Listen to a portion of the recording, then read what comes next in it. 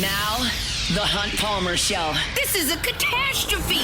You are now listening to The Hunt Palmer Show. Brought to you by Renaissance Homes and Pools on 104.5 ESPN Baton Rouge. That's what I wished for when I blew out my candle. Locking down the middle of the day. Live from the Raising Cane studio. This is Hunt Palmer. The floor is yours. Hour 2, Wednesday edition of the Hunt Palmer Show, officially working towards the weekend. Half the work week in the rearview mirror. Appreciate you all for hanging out with us here on 104.5 ESPN Baton Rouge. I'm frantically looking at the weather here. It looks okay. Just trying to get out to the box and watch a little bit of baseball. Oh, it's going to be nasty. Could be a little bit of weather coming in here in the next hour or so, but I'm trying to get over there for a 3:30 first pitch. We'll see how that shakes out over the course of the rest of the afternoon. We'll talk to J.D. Pickell in 15 minutes to recap the college football season. I might touch on what we saw last night at the O-Dome later on in the hour, but we're going to talk some Saints right now. First, great news from the New Orleans Saints earlier today. If you missed this, the Saints not upping season ticket charges this year. So if you are a black and gold season ticket holder, you're feeling like, all right, we got a good team. I'm sure they're going to gouge us with some pricing here. Nope, they're keeping them flat over there at the Dome. So good news for Saints season ticket holders for this coming fall. But let's talk about who they're going to be paying to see this coming fall. There are some decisions that have to be made with some extensions or re-signings from the roster in 2025. Probably the most interesting one is Alontae Taylor. Alontae Taylor was a high draft choice, has played a lot for the Saints, and it's been a mixed bag. But he becomes a free agent, and the Saints view Alontae Taylor as a slot corner, a nickelback, a star, however you want to term that. I believe Brandon Staley calls it a star, but you get the point. He plays on the inside. And that's what they see his role as in their defense. That doesn't pay as well as an outside corner. But Alontae Taylor has not proven himself to be a great outside corner. So the question is, can the Saints get him back to play his role in that slot role? And I think the answer lies in, does anybody else in the league view him as a real option on the outside? Because if so, they're going to probably offer more money than the Saints to Alontae Taylor. He's a free agent. If somebody says, we need a second cornerback, you're our guy. I mean, I don't think anybody's going to call Alontae Taylor, say, hey, you're a lockdown number one. You're lining up across from Puka Nacua. You're lining up across from Justin Jefferson. You're lining up across from Jamar Chase. You got the number one dudes. You're our guy. Like, I don't think anyone is saying that to him. But a second corner, it's possible. And a second corner is going to make more than a nickelback. And Alontae Taylor will probably take that if it comes available. Just a question of whether or not it will. And my assumption on that is that someone will. There are a lot of teams in the NFL. And it just takes one. It takes one to come in and say, yeah, we'd like you to be our second corner. So I think for that reason, it's less likely Alontae Taylor is back with the Saints. I'm leaving that door open, certainly. I think the Saints would like to have him back in that role if they can make the dollars and cents work. But they're not going to go into a bidding war with somebody who's planning on putting Alontae Taylor on the outside, and I don't think they're planning on putting him on the outside. So that's where the rubber meets the road on this deal with Alontae Taylor. I think there's a good chance he leaves New Orleans. Chris Olave would be an extension, and I believe that is going to happen this year. They don't have to, but I think that they will. And I have given that a lot of thought. I've done a couple of segments on it. Because of the way that he played late in the season, because I believe the Saints will use an early draft pick, first, second, or third round, on a wide receiver option, because Devon Vele is cheap, because Ja'Kai Polk is cheap, I think they're going to extend him, and I think it's going to border $30 million annually. So I'm okay with it, because as I've said many times, and I'm not going to rehash it too deeply because I've done it a bunch of times, I look at this not as, are you paying Olave as a one? I look at it as, what is my receiver room making?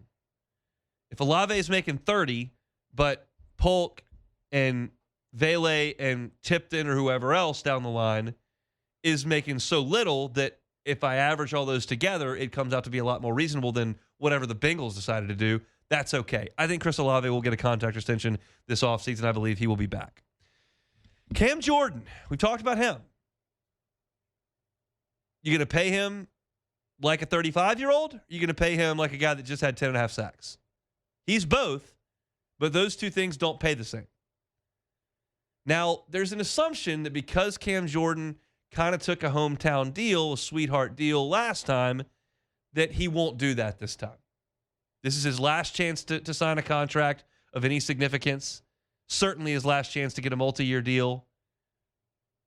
Is he going to chase a few extra bucks, or will he come back to the Saints for a little bit less? He's made it known. He likes it in New Orleans. He wants to be in New Orleans. He wants to be a lifelong Saint.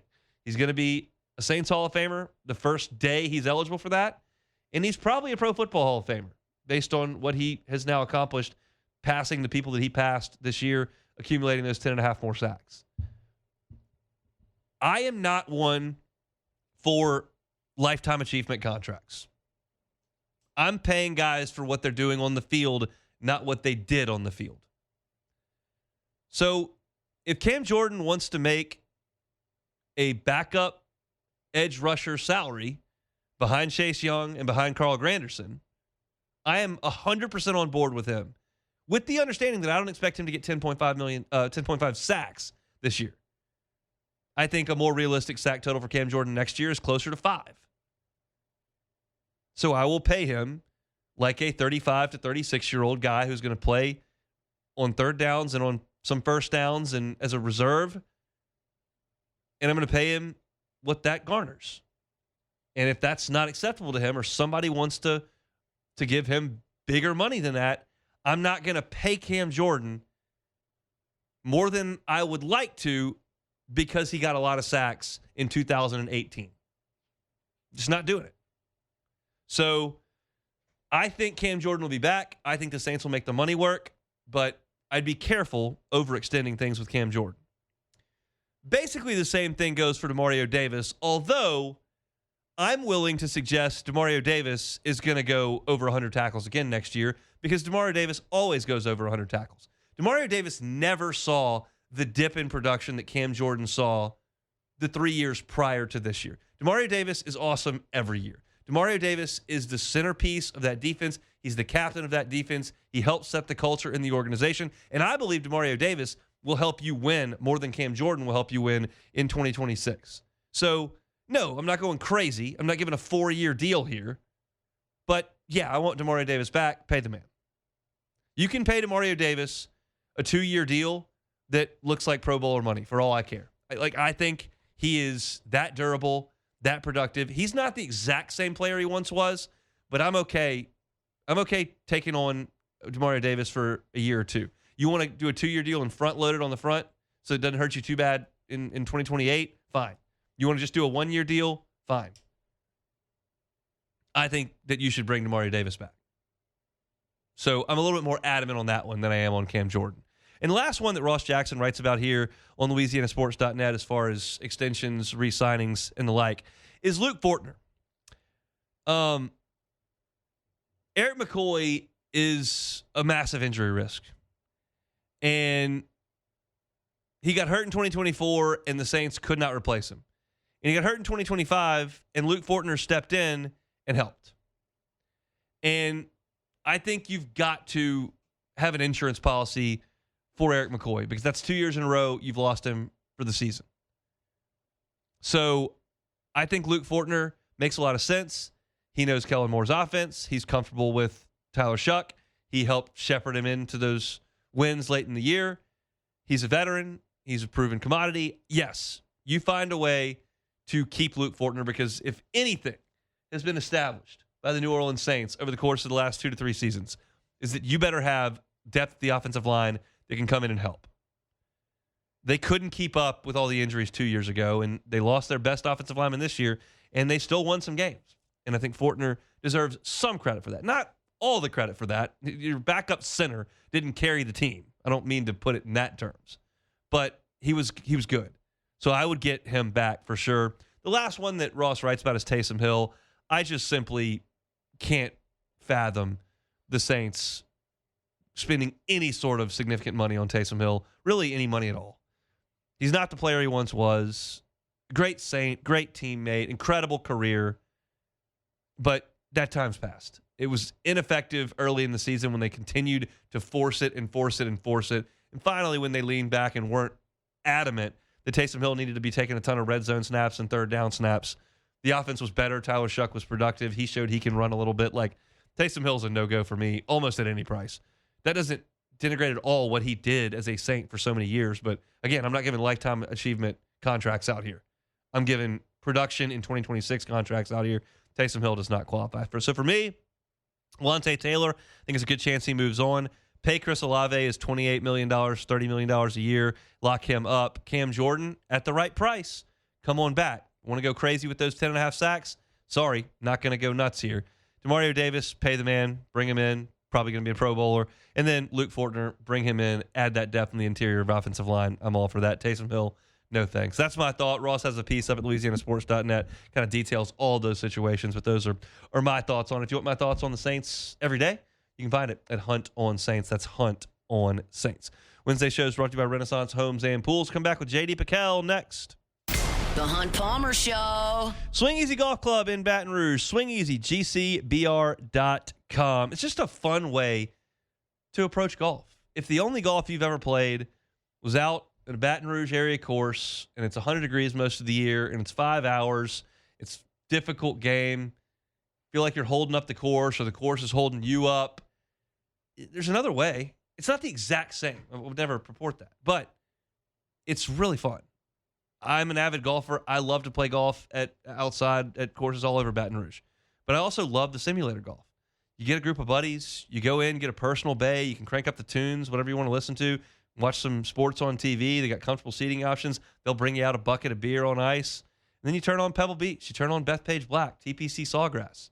It's just a ton of fun, a different way to approach golf. If you've never done it before and you're interested, go by and see them on Segan at Perkins. It's Swing Easy Golf Club. They're online at swingeasygcbr.com. Just walk in, grab a tee time, grab a bag. Swing Easy Golf Club here in Baton Rouge.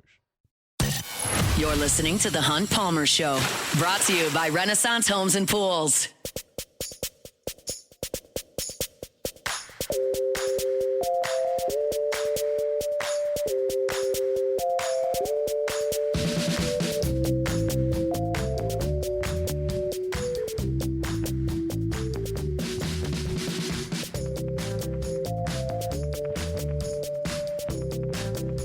Every August, I fire off a text message to my guy, J.D. Pickell. You ready to start up weekly? And he's, generally speaking, very fired up to do so. And then the end of January rolls around, and it's time to put a little college football season in the rearview mirror. But we got to do it one more time with our guy, J.D. Pickell from On 3. Joins us now on the Jim's Firearms Hotline. J.D., how we doing? It's kind of like whenever you watch the end of a good movie. The credits are about to roll, and you're savoring every last moment of it, all the dialogue, all the character development that I like to think has gone on over the course of this season for myself. But man, pleasure to be on with you one more time to put a bow on this thing. Let's do it. I know you were down in Miami. Set the scene for me. What did it look like there, South Beach and South Beach adjacent, as Miami was playing quote unquote home game, but Indiana invaded? It was buzzing. Put in a word. It was buzzing. I've been very fortunate to be able to cover 4 national title games since coming on 3. And that to me felt like the most electric atmosphere in the pregame. And I will say this too, like you mentioned it, Indiana invaded. I thought it was like right around 60-65% Hoosiers in that stadium. Yeah. So it wasn't just a thing where, it's a Miami home game, home team shows up and shows out with their home crowd. It was like a bunch of Hoosiers that were genuinely psyched to have their team playing for a national championship for the first time in all their lifetimes. And the game, I thought, matched the pregame energy in itself. So very cool to be down there, and the atmosphere lived up to the game itself. What was the general vibe with the Hoosier fans? Like disbelief, anxiousness? Like how would you put that into words? I think joyful Yeah. is like the best way to like sum it up, which feels sort of obvious. But like I was walking through the Fort Lauderdale airport the following morning, and it was just like, it was almost like everyone had been to the same party, and you're like recounting fun stories from the party. Like I was in between this family, or 2 families rather, from Indiana that were making their trip back home the following morning, and they're like sharing pictures of like their their children that are Indiana students that wanted to be in Bloomington for the national title game, and stuff's on fire on the main street. And just like, it was, I don't want to say it was disbelief, because I do think they went to that game expecting to win, but it was almost a sense of like, wow, how cool is this? Like, savoring every moment. I think in sports, we're very quick to move on to the next season. Hey, can we do it again? Like, I remember so often hearing Nick Saban after a national championship talk about, well, we're behind now. Well, we got to go. We got to, go recruit tomorrow. And it's like, I didn't feel that same sense of hurry in the moment for these Hoosier fans. I think they were soaking in every moment of it, and it was very cool to vicariously live through them in that way. Was there ever a moment when you're there in the stadium that you thought Miami was going to win the game? No, not in the stadium itself. No, I will say this: I thought Indiana was going to win and cover. That thought became a lot less confident after going to media days, because I mean, you hear about how big Miami is, and you see it on a roster, but standing next to Ruben Bain, seeing Mawanoa, the refrigerator that he is, standing head and shoulders above everybody else, it really put a different sense into, it's not just hype. It's not just a fun talking point for folks with a microphone like us that get to riff about this stuff all day long and call it a job. It was genuinely a thing where it was a stark contrast from seeing Miami size to Indiana size. So in that way, I was like, hey, it may not be as definitive as I thought it would be for Indiana, but really the entire script always felt like it was building for a Hoosier win. And even when Miami made it a little bit more interesting, there was zero part of me that thought Fernando Mendoza was going to make the mistake to give the game away for Indiana, which is ultimately what would have needed to happen for that to be the case. And wouldn't you know it, the Hoosier get it done. I was talking before the game kicked off really about the NFL playoffs and the way that they were doing things there, and how no one wants to kick field goals in the red zone. Everybody's going for fourth downs, and Cignetti had a 4th and 4 staring right in the face, and he decided to go for it with that quarterback draw. Did you like the decision to go for it? Did you like the call? It obviously worked, but did you like it? Yeah, I may be the wrong person to ask in this situation, Hunt, because I swing so far towards the idea of like, I love going for every fourth down that's inside of like 7 yards. So maybe that's just me. Maybe that's the Madden player in me. I don't know. I love what it says to a football team of, hey, we trust you to go get this freaking first down. And if you don't get it, we trust our defense to take care of business. Now, that's probably poor coaching advice, but I've always had an issue with the hindsight 2020 take of how people treat fourth downs. Like, Dan Lanning gets a lot of this. They went for it multiple times on fourth down in a regular season game in 2023 against Washington, and it caused them to end up, losing that game. That was the difference. And the thing is, if they get one of those fourth downs, Oregon wins, and Dan Lanning's gritty and is a player's coach and has belief in his guys, he's rolling the dice, and I'm like, you can't like that and love that in a head coach and also be super critical when you go for it on fourth down and don't get it. So that's a long way to say I loved it from Cignetti. I think it's been their personality all year long to be a go-for-the-throat kind of team, and I loved him having the edge and the confidence to stay with that in the biggest moment of the game. You buying stock in Mario Cristobal's Miami program moving forward? I am, man. Now, I will say there's an asterisk there of, can we go get another quarterback again? How repeatable is that? But I think when you look at what wins in modern college football, Miami checks a lot of those boxes, like trench warfare. Okay, big human beings. I think Miami is always going to have that as long as a former offensive lineman is your head coach. Resources to go acquire the best roster. I think Miami has that in spades. I think what made the biggest step forward for Miami this year, in my assessment, was the overall culture, which is a buzzword in college football. I understand that, but I do think now the maturity of this football team to continue to push forward and not waver to the outside noise after you drop a second one to SMU, a team you were favored to beat by double-digit points. To be able to maintain the main thing and to be able to push forward in the college football playoff and not have any letdown, that to me just said a lot about the buy-in that Cristobal's created. And it could graduate with Mawanoa and Bay and all those guys, but I'd be shocked if that was a thing that just totally up and left the building in Coral Gables. I think the way he's built that culture from the ground up, from where he got there to now being in year 4 after his second 10-win season, I think that's something we can depend on. Paired with everything else, I think the Canes are going to be a fixture in the national landscape here, relevant for the right reasons for a long time. This is going to take me a second to get to, but bear with me because it was my point after the game was over. Like, I've worked under the assumption as an LSU fan and someone who pulls for a team that plays in these things a significant amount. Like, I've always thought, okay, there are about 13 teams that can do this. It's Ohio State and Clemson and Bama and Georgia and LSU and Florida and Texas and Michigan and Clemson. Like, you get the point. Like, everybody else, you don't have a shot. You haven't had a shot my whole life, and you don't have a shot. And now Indiana's knocked this door down. Like, in the next 15 years, are we going to be looking at Mississippi State and Arizona State and Cal and Boston College? Like, are we going to see a couple more of these? Not every year. And Ohio State's going to win another national championship here soon, and Kirby Smart will get another one. But, like, is this story going to replicate over the next 15 years, or is this just Cignetti and catching lightning in a bottle? I think the room gets bigger. I don't think the door is open for everyone to enter the room, if that makes sense. Like, I think what gets lost in the sauce of Indiana is, like, they weren't just this good story of, under-talented guys that came together for a common goal and found a way to win. It was like, no, they still got the number one overall pick in the NFL draft playing quarterback. They still got a bunch of NFL players on the defensive side of the ball that, maybe not first-round guys, but will still get drafted.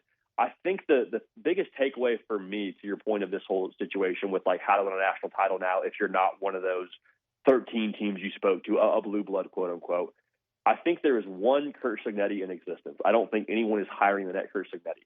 But I do think you can kind of moneyball your way to this thing and recreate Cignetti in the aggregate, where you hire a coach who's about the right thing.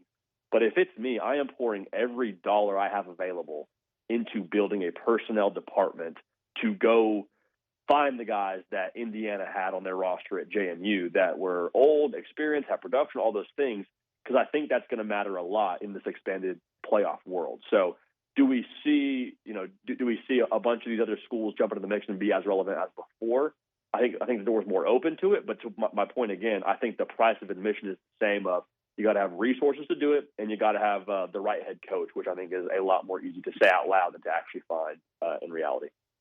How do you feel about the state? I think I asked you this last week, but now that Indiana's won it, like, and now you've looked over at Duke suing its own quarterback, and we had the Washington LSU tampering thing. I'm like, there are some things that are bad. It's bad when an ACC school is suing its own quarterback, but, like, as far as opening the door to more teams, and as far as other teams having a chance to make runs like this, and the playoff getting bigger, and all these kinds of things, like, are we in a good spot right now?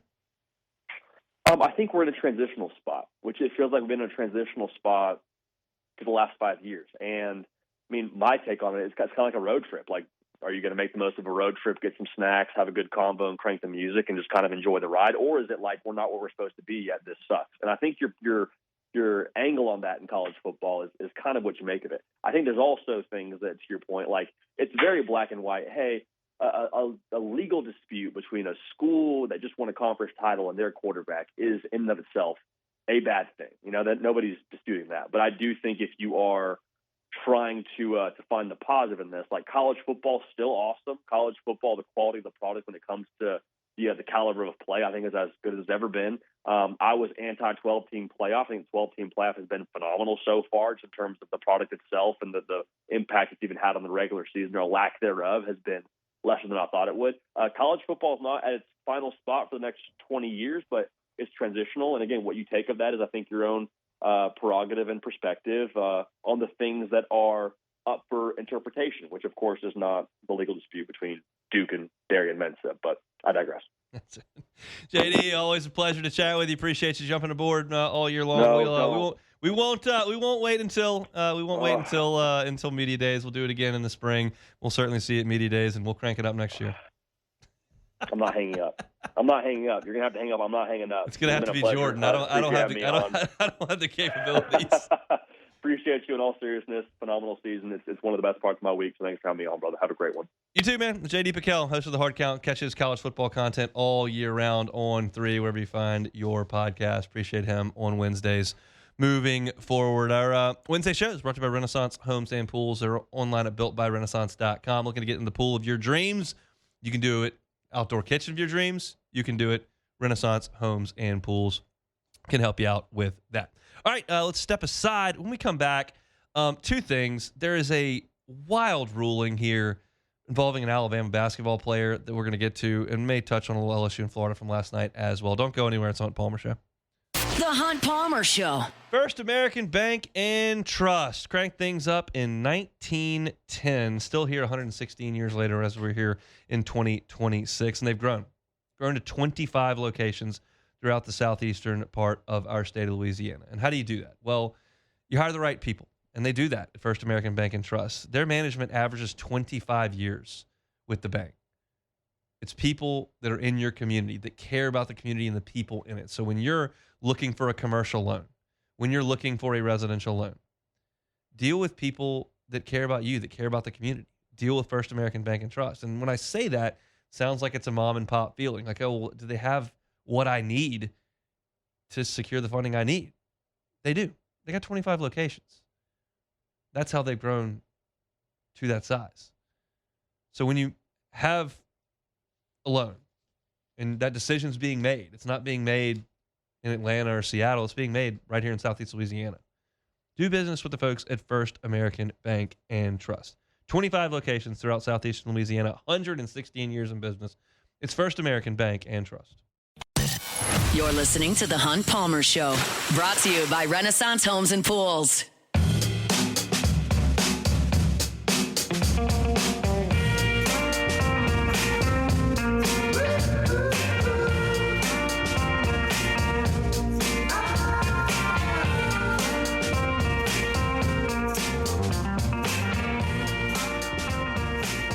Big shout out to my guys at the Highland Insurance Group, Jonathan Carbo and his team. Just awesome folks to work with in the insurance game. You know, this is going to be a situation in probably mostly North Louisiana where insurance may be a factor. You got an ice storm that's rolling through. So it's just a reminder, not only is it just hurricane season around here where significant weather events can happen, there may be one over the weekend. If you don't have the proper insurance, you might not like the result of what happens.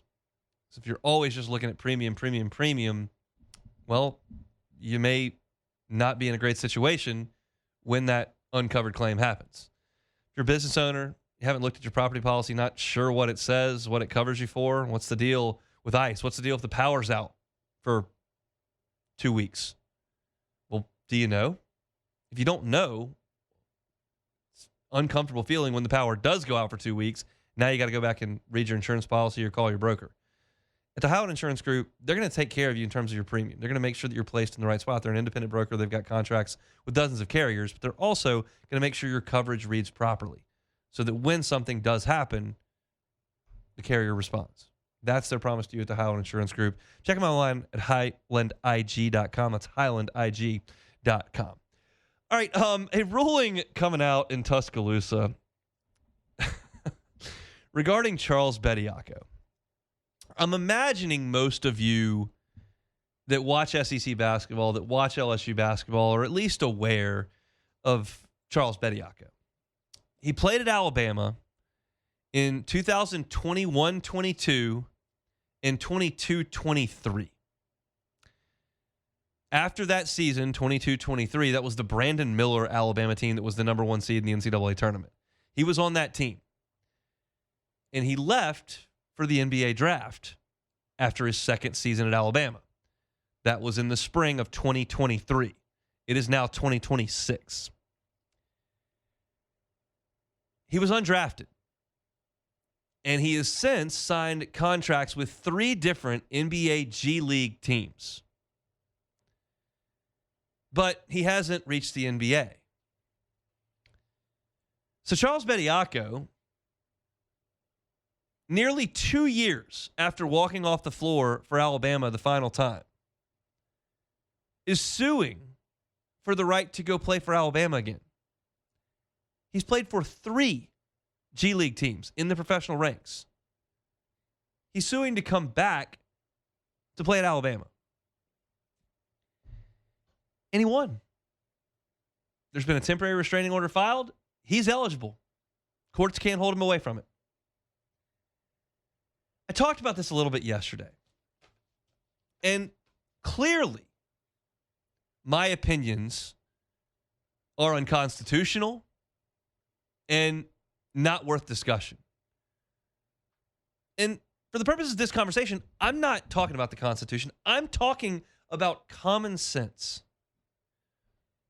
You're going to allow a player to enroll at Alabama in 2021, play 2 seasons, declare for the NBA draft, sign a professional contract, play a professional season with the G League, sign a different contract, play half a season with the G League, and then in the middle of that season, keep in mind, Charles Bediako played in the G League last week. Last week, he played in the G League. But the G League doesn't pay as much as college basketball. So now, I'm going back. They've all got agents. They all get paid. It's the same thing.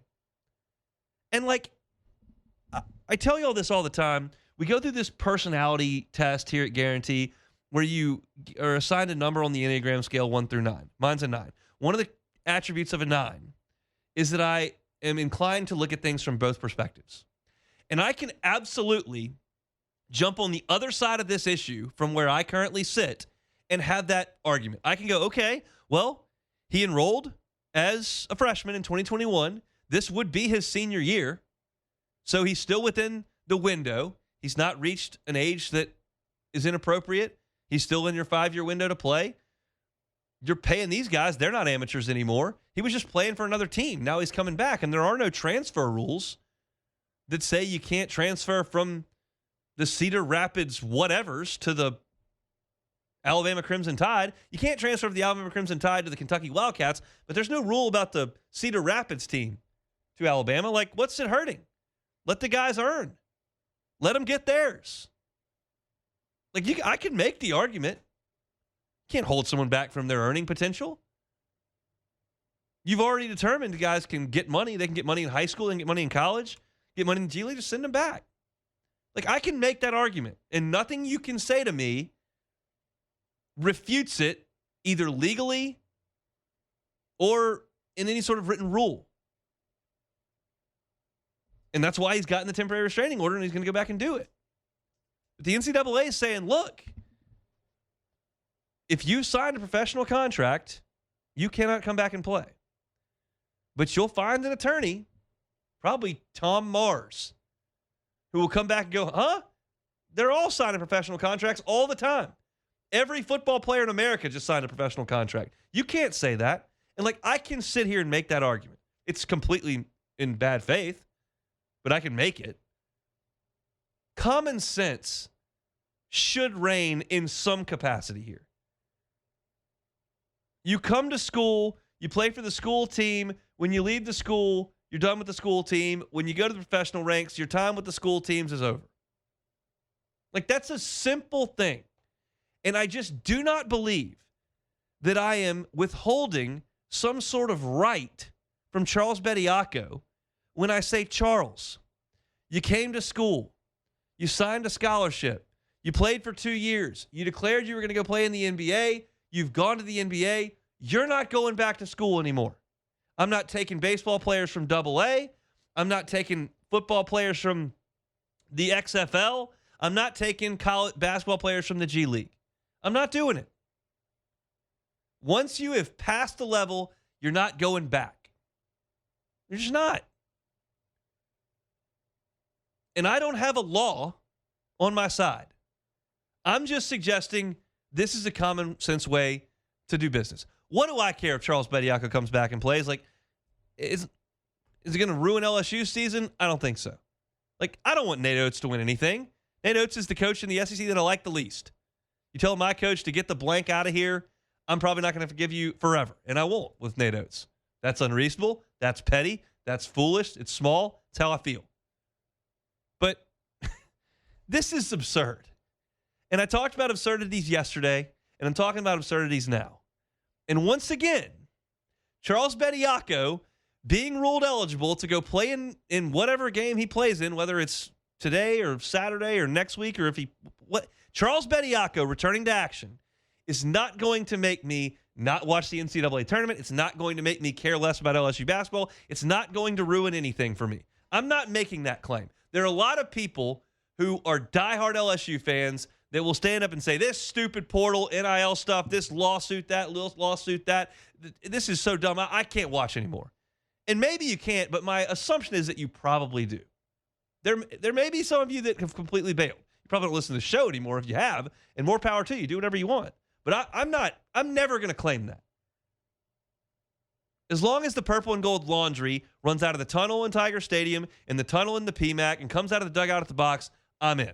It's just the way I'm wired. It's the way it's going to be. I'm in.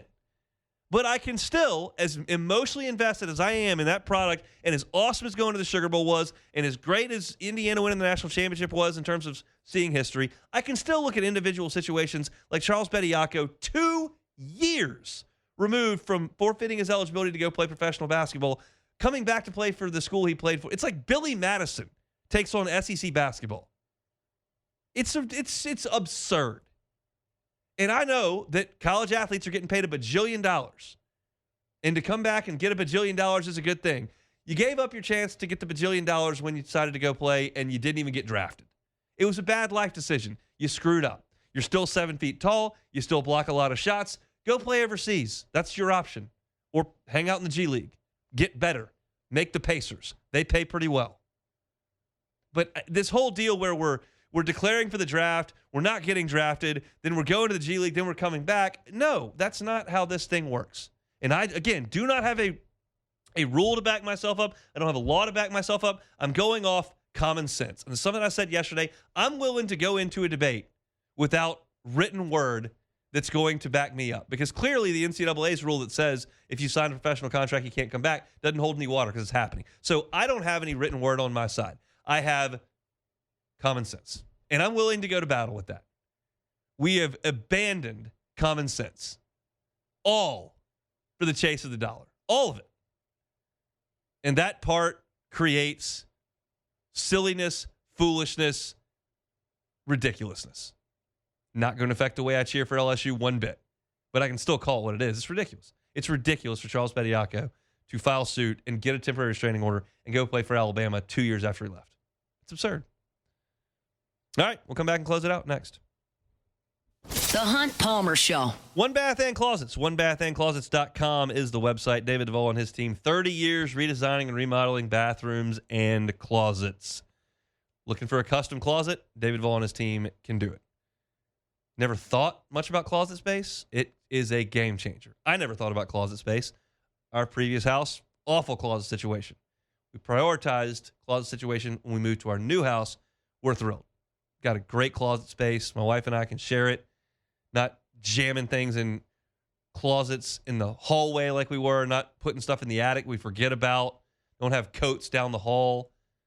Everything's there. And you can have that in your home without moving if you call David Duvall in One Bath and Closet. It starts with a questionnaire. He'll ask you what you've got, what you might look for, and they may build you a brand new closet. They can do that. They may just say, hey, we can use this space a little bit more efficiently. Here's some things we can put into your closet to make your life simpler. Remove all the clutter. Make a change in 2026. Get into that brand new custom closet. It's One Bath and Closets. You can find them online at onebathandclosets.com. This is the Hunt Palmer Show, brought to you by Renaissance Homes and Pools.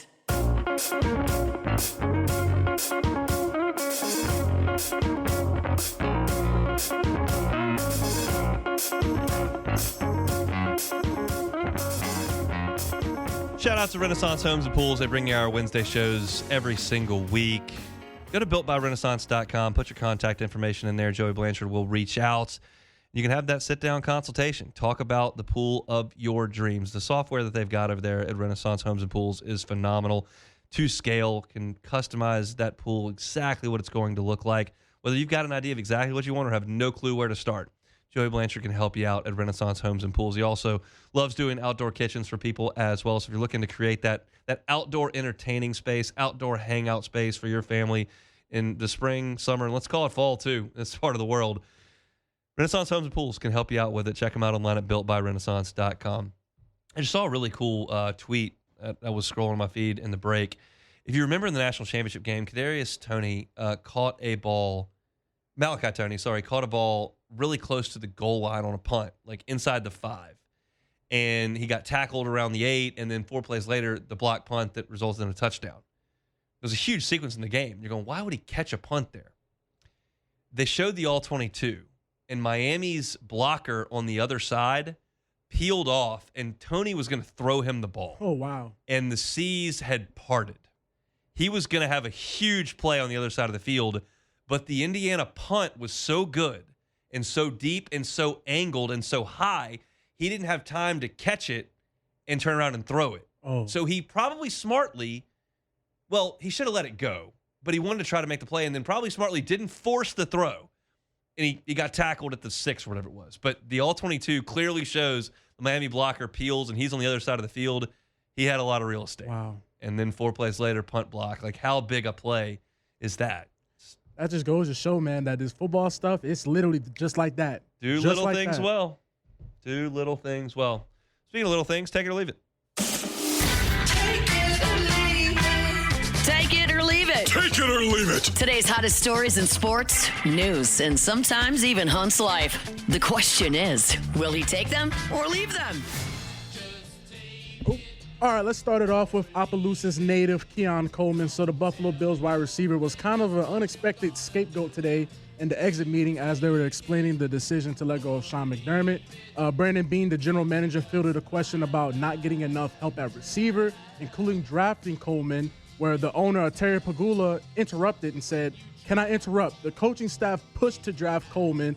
That was Brandon was being a team player." So he basically was saying the old coaching staff, they drafted Coleman, not this guy. So what's going on in Buffalo? Take it or leave it, I guess? I'm going to leave that. There's just no reason to do that.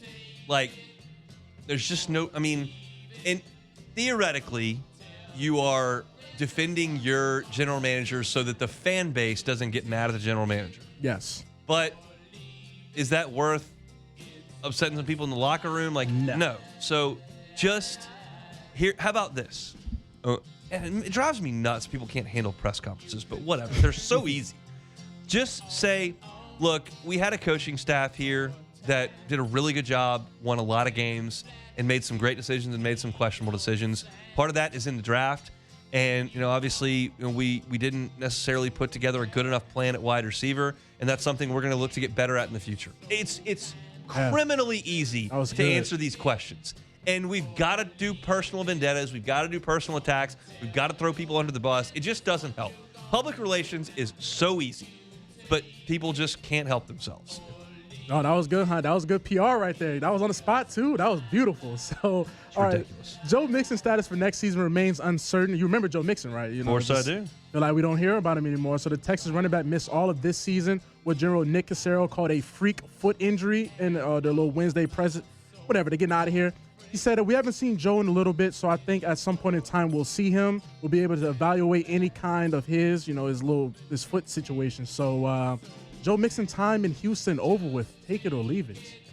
Tough to know. I'll leave it. I mean, they could bring. I think he's still a pretty talented back, but again, you come off a year where you don't play. Who knows? He was a good player for the Bengals. Obviously, that was when they were winning a lot of games. I was watching a lot of Joe Mixon, and they decided to move on from him. And their offensive line's just been terrible ever since. But I mean, talented dude, guy that's gotten some second chances and has run for a lot of yards. But who knows exactly what the Texans are thinking? When you're in a situation like this, they got to worry about quarterback. Is what they got to do. Oh, yeah, you got to pay him at this point. You're kind of handcuffed. So, speaking of a guy missing a whole season with some weird injury after missing the entire 2025 season, another guy, San Francisco 49er wide receiver Brandon Ayuk time in the Bay is coming to an end, as general manager Joe Lynch said today at again their little meetings. It's safe to say that he's played his last game as a Niner. Speaking about Ayuk, who just recently signed a 4-year, $120 million contract extension with the Niners in 2024. So weird situation in San Francisco. Take it or leave it.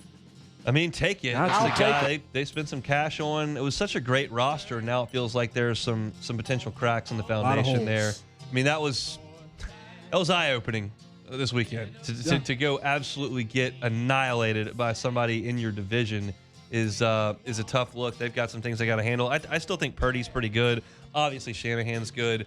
They'll be able to put something together with or without Ayuk. Brandon Ayuk on a lot of Jaden Daniels Arizona State highlight tapes from days gone by. But yeah, somebody will pick him up. Somebody will take on that contract and put him in there because he's been a really productive player. But the 49ers probably got some decisions making. Like one of the deal is Christian McCaffrey's getting up there. Yeah, he's a running back too, though. So you got to deal with that. And you got Kittle tearing his Achilles in the playoffs. So you're not looking at him next year either. Drinking tequila in the locker room. Did you see that? Oh no, I did. And I mean, you got a torn Achilles. We just won a playoff game. Let me let that send pain it on off. down. Yeah, send it on down. So that's it for Take It or Leave It. All right. That's it for Take It or Leave It on this Wednesday. I'm very much looking forward to heading out to the box. I'm going to watch watch a little baseball this afternoon. I'll have a full report on what I saw on LouisianaSports.net tomorrow morning. We'll talk about it on the show tomorrow as well. And we got to get to some Saints and more portal stuff. If anything in the portal breaks over the course of the next 3 hours, certainly Matt will have you, but wherever it does break, we'll have it at LouisianaSports.net. Still on Seton Watch. I don't have anything new on that. We'll see. Something's got to happen. Something's got to give because somebody's got to enroll in school. So we'll see. We're done here on this Wednesday. Matt will drive you home from Houston on After Further Review. We're back tomorrow. Same time, same place. It'll be for a Thursday edition of The Hunt Palmer Show. The Hunt Palmer Show. Fabry Chevrolet GMC. Fabry Chevrolet GMC. They're on Highway 61 in St. Francisville. It's a new year. How about a new ride, right? How about a Chevy Tahoe? They got it. How about a Chevy Suburban? They got it. How about a Silverado? You're looking for a truck? They got them. Of course, on the GMC side, they've got the Sierras. They got the Yukons, Denali's as well. They're all there on Highway 61 in St. Francisville. You can also check out the entire inventory online at FabryChevrolet.com. You know the Fabry family. They've been at this for 35 years, 3 different locations, 5 different brands. You know you're going to get wonderful customer service. You know you're going to get great service after the sale. It's going to be a pleasant buying experience because that's what they've given you for better than 3 decades here in Baton Rouge. They're thrilled to have this new location on Highway 61 in St. Francisville. They took over ownership on October 1st. Go by and see them. Make the short drive to St. Francisville or find them at FabryChevrolet.com. That's FabryChevrolet.com. I earned my degree online at Arizona State University. I chose to get my degree at ASU because I knew that I'd get a quality education, they were recognized for excellence, and that I would be prepared for the workforce upon graduating.